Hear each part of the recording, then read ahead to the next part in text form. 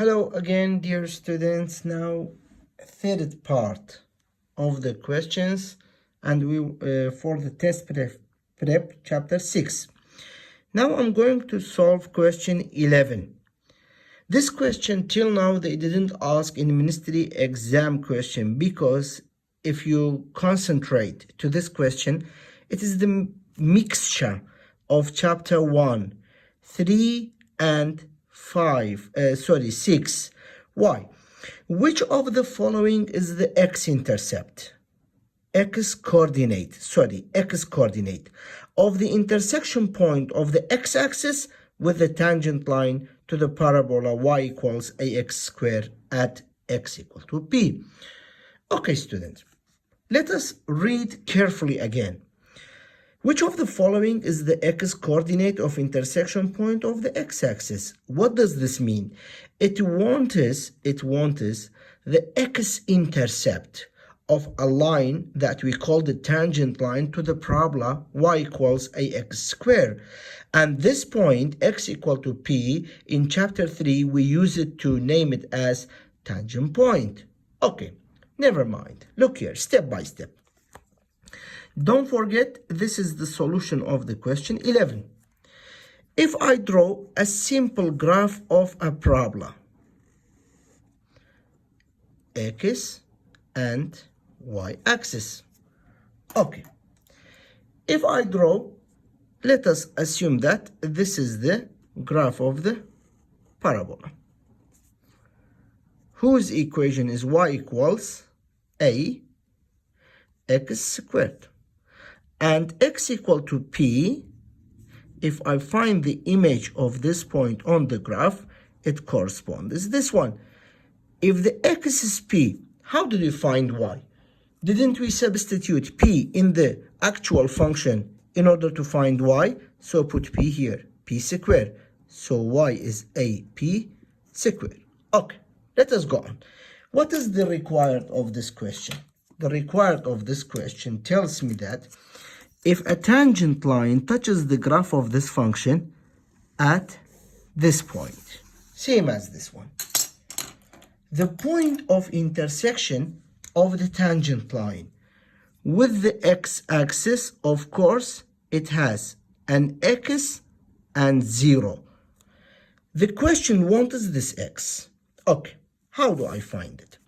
First of all, my dear students, for writing equation of tangent line, we use slope point form, y minus y1 m times x minus x1. If someone asks you, where are the x1 and y1? They are here. What do we miss? Only m. How did we find m if we have only tangent point? We will remember this thing. Slope of the tangent line is equal to slope of the function at tangent point. It means that y prime derivative of function 2ax is the general derivative. If you plug in x, p instead of x, you get m. M equal to what? M equal to 2ap. Come and substitute instead of y1, a p squared. Instead of m, 2a p. X, instead of x1, of course, we substitute p. If I assume that y is 0, because the required of question like this, then students, I get negative a p squared. It means p times p. 2a p x minus p. Why always I separate the squares or the cubes with each other? In order to know that this p with this one, it will be cancelled easily by dividing both sides by p. This a with this a, they will be cancelled easily. On the left side, I have negative p. On the right side, I have 2 times x, 2x. 2 times negative p, negative 2p. Now, my aim is leaving x alone. So, move this one to the left. 2p minus p is equal to 2x. 2p minus p is equal to p. If 2x equal to p, so the required of the question, x equal to what? p divided by 2. This was the solution of the question 11. Now, I come to the question number 12. Again, it is one of the important questions. Till now, they didn't ask in ministry exam. So focus, how do we solve it? Look, dear students. The slope of the tangent line to a curve at point xy is x over y. Look, concentrate. Slope is x over y for all points xy in this curve. What is the type of this curve? Is it circle, parabola, ellipse, or hyperbola? I don't know, but I know one thing. If it tells me slope, I can guess m, y prime, f prime of x, and dy over dx. Okay, why among these four I choose dy over dx? Because of this reason. When it gives me slope, when it gives me f prime of x and it asks f, how did we find f? Didn't we take the integral of f prime? This one is same. If it gives me slope as dy over dx or x over y, directly I know the single function whose slope is containing x and y is the implicit function. So x over y. Do a cross product. Y dy is equal to x dx. Take the antiderivative or the integral of both sides.